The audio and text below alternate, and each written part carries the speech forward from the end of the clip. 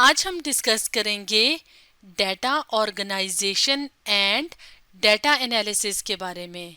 तो data organisation और data analysis क्या हैं? ये बायोलॉजिकल मेथड्स के इम्पॉर्टेंट स्टेप्स हैं। तो बायोलॉजिकल मेथड्स क्या हैं, हमने इससे पिछली वीडियो में डिटेल से डिस्कस किया था बायोलॉजिकल मेथड्स के बारे में। बायोलॉजिकल मेथड्स साइंटिफिक मेथड होते हैं जो कि किसी बायोलॉजिकल प्रॉब्लम को सॉल्व करने के लिए इस्तेमाल होते हैं।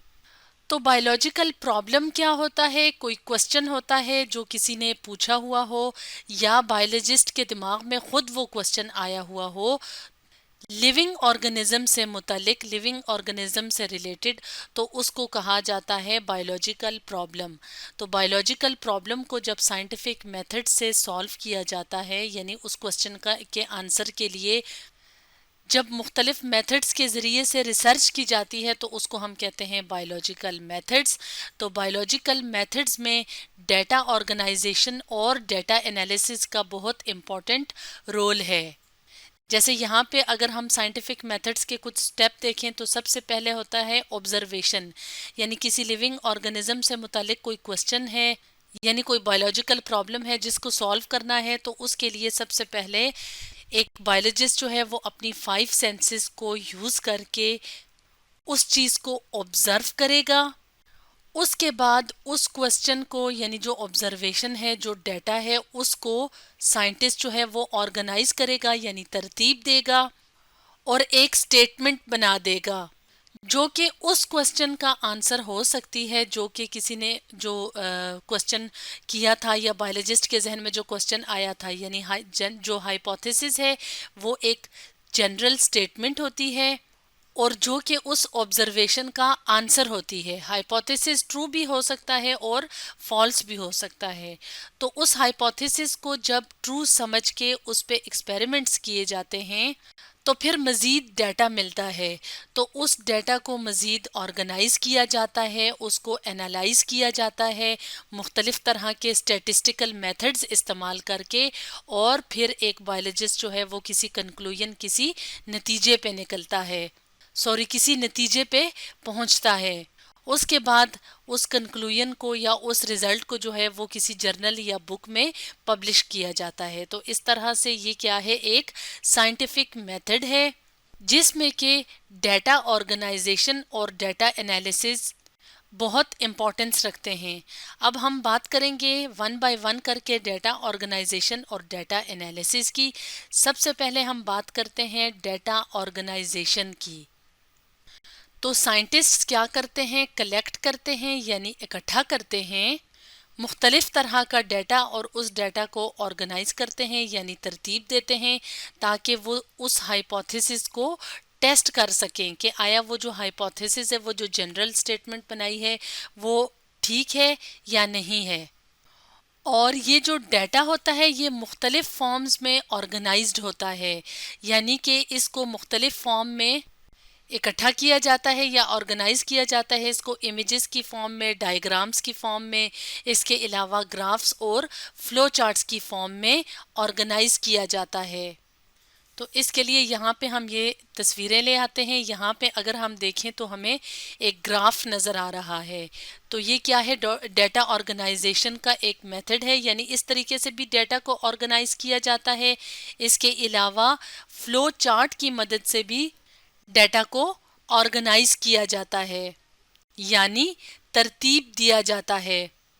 अब हम बात करेंगे डेटा एनालिसिस की।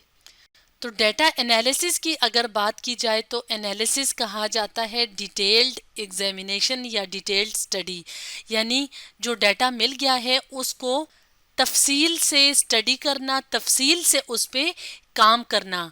तो डेटा एनालिसिस भी बायोलॉजिकल मेथड का इम्पॉर्टेंट स्टेप है और ये ज़रूरी है, यानी ये नेसेसरी है टू प्रूव और disprove a hypothesis by experimentation, यानी मुख्तलिफ तरह के एक्सपेरिमेंट्स करके तो हाइपोथेसिस को प्रूव किया जाता है या डिसप्रूव, यानी वो जो हाइपोथेसिस बनाया था साइंटिस्ट ने, एक जनरल स्टेटमेंट बनाई थी, तो आया वो ठीक है या वो हाइपोथेसिस गलत है। तो ये कैसे साबित होता है? ये एक्सपेरिमेंट्स के थ्रू होता है। तो इन स्टेप्स में, यानी इन स्टेप्स में जो है वो डाटा एनालाइज किया जाता है, डाटा एनालिसिस किया जाता है। और डाटा एनालिसिस कैसे किया जाता है? स्टैटिस्टिकल मेथड्स की मदद से, जैसे कि रेशो है और प्रोपोर्शन है। तो अगर बात की जाए रेशो की, यानी तनासुब की, तो ये क्या होता है? ये होता है रिलेशन बिटवीन टू नंबर्स। मिसाल के तौर पे दो नंबर्स हैं ए और बी, इनके दरमियान रिलेशनशिप क्या है? इसको जब कोशेंट की फॉर्म में एक्सप्रेस किया जाता है, जैसे कि इसको एक्सप्रेस किया जाता है ए ओवर बी, तो इसको कहा जाता है ratio of one number to the other. तो रेशो को किस तरह एक्सप्रेस किया जाता है? रेशो को इस तरह भी एक्सप्रेस किया जा सकता है। इसके अलावा रेशो को जनरली जो है वो इस तरह एक्सप्रेस किया जाता है कि दो नंबर्स के बीच में डिवीजन का साइन लगा दिया जाए या कॉलन का साइन लगा दिया जाए। जैसे कि हम यहाँ पे ए और बी को देख रहे हैं, तो ए डिवाइडेड बाय बी या ए कॉलन बी, ये क्या शो कर रहे हैं? रेशो को, यानी दो नंबर्स का आपस में तनासुब क्या है, रेशो क्या है। तो ये इन साइन से एक्सप्रेस किया जा सकता है।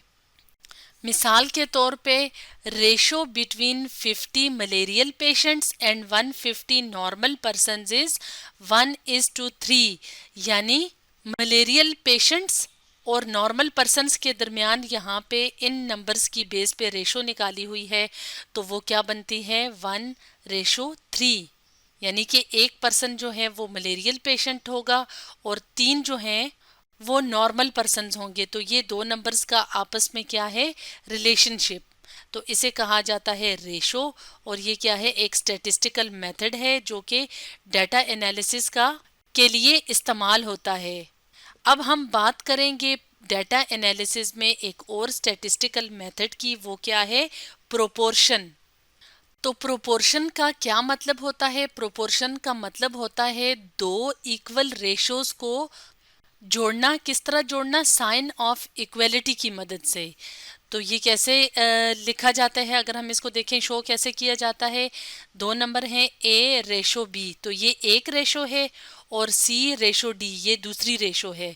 तो इन दो रेशोज को आपस में साइन ऑफ इक्वलिटी से ज्वाइन करने को प्रोपोर्शन कहते हैं। तो इसको इस तरह से भी लिखा जा सकता है, यानी प्रोपोर्शन जो है वो दो रेशोज को ज्वाइन करने के लिए जो है वो हम कहते हैं कि प्रोपोर्शन इस्तेमाल हुआ है। तो इस तरह से प्रोपोर्शन को इस तरह भी शो किया जाता है, और इस तरह से दो दफ़ा कॉलम्स पुट करके भी शो किया जा सकता है। और यहाँ पे ये बात बताना ज़रूरी है कि जब प्रोपोर्शन में कोई भी तीन वैल्यूज़ मालूम हो तो चौथी वैल्यू मालूम की जा सकती है। मिसाल के तौर पे अगर ए भी पता है, ए की भी वैल्यू पता है, सी की भी पता है, डी की भी पता है, तो बी को मालूम किया जा सकता है। इसी तरह से अगर ए, बी और डी का पता है तो सी को मालूम किया जा सकता है। इसी तरह से कोई भी वैल्यू जो है उसको तीन वैल्यूज़ का पता है, एक का नहीं पता, तो प्रोपोर्शन की मदद से उसको फाइंड किया जा सकता है। फॉर एग्जाम्पल, मिसाल के तौर पे एक बायोलॉजिस्ट कैलकुलेट कर सकता है कि कितने बर्ड्स को मलेरिया हुआ है।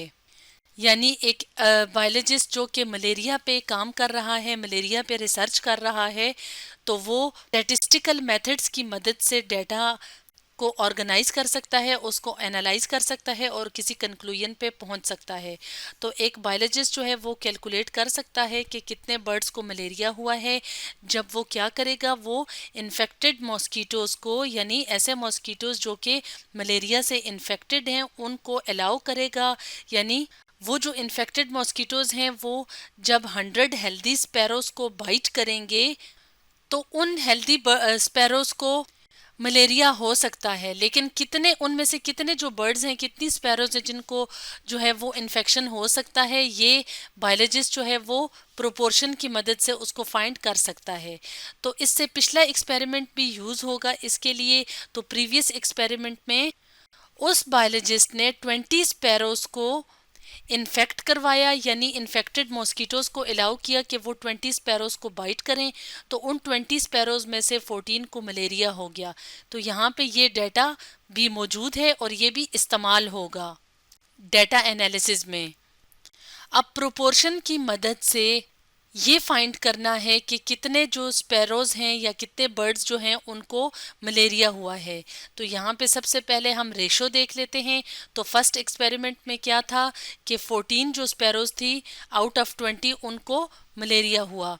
सेकंड रेशो में क्या है, सेकंड रेशो में अभी नहीं पता कि कितने बर्ड्स को मलेरिया हुआ है, लेकिन टोटल नंबर ऑफ बर्ड्स का पता है, वो कितने हैं, 100। तो ये दो इक्वल रेशोज हैं, इनको हमने प्रोपोर्शन की फॉर्म में इस तरह से रिप्रेजेंट किया, यानी जो बायोलॉजिस्ट है उसने इस तरह का डाटा लेके उसको प्रोपोर्शन की मदद से सॉल्व करने की कोशिश की। तो 14:20 प्रोपोर्शन x रेशो 100। तो जैसे कि हमने वीडियो के स्टार्ट में बताया था कि रेशो को इस तरह भी लिखा जा सकता है x/100, यानी इसको x रेशो 100 को x/100 लिखा जा सकता है, इज इक्वल टू प्रोपोर्शन की जगह ये जो डबल कॉलम्स यूज हुए हैं इनकी जगह इक्वलिटी साइन भी इस्तेमाल किया जा सकता है प्रोपोर्शन में, और 14:20 को लिखा 14/20। तो इनकी क्रॉस मल्टीप्लिकेशन हो सकती है, और इसको जब मज़ीद सिंप्लीफाई किया तो इस तरह से x multiplied by 20 is equal to 100 multiplied by 14, which implies that x is equal to, यानी ये 20 दूसरी तरफ चला जाएगा और ये दूसरी तरफ जब जाएगा तो ये डिवाइड हो जाएगा। x is equal to 100/20 into 14, और जब ये सिंप्लीफाई किया तो इसका आंसर आया 70, यानी अब x की वैल्यू क्या है, 70। तो इस बात का क्या मतलब है, इस बात का ये मतलब है कि अब हमें पता चल गया है कि 100 में से कितने जो स्पैरोज़ हैं, कितने बर्ड्स जो हैं उनको इन्फेक्शन हुआ या उनको मलेरिया हुआ, तो कितने हैं, 70, यानी 70 out of 100 sparrows would get malaria. तो इस तरह से स्टैटिस्टिकल मेथड्स यानी रेशो और प्रोपोर्शन को इस्तेमाल करके डाटा एनालाइज किया जाता है। तो साइंटिस्ट क्या करते हैं कि ये जो रॉ डाटा है, यानी इस तरह से जब डाटा कलेक्ट करते हैं तो उसको इंफॉर्मेशन में कन्वर्ट कर देते हैं, यानी तब्दील कर देते हैं, और ये जो इंफॉर्मेशन होती हैं ये इस्तेमाल होती हैं रिजल्ट्स को समराइज करने में, यानी रिजल्ट्स को ब्रीफली या शॉर्टली बताने में, इसके अलावा रिपोर्ट्स बनाने में। तो इस तरह से डाटा एनालिसिस और डाटा ऑर्गेनाइजेशन इम्पॉर्टेंट स्टेप होते हैं बायोलॉजिकल मेथड के या साइंटिफिक मेथड के। तो आज हमने डिस्कस किया data organisation and data analysis के बारे में।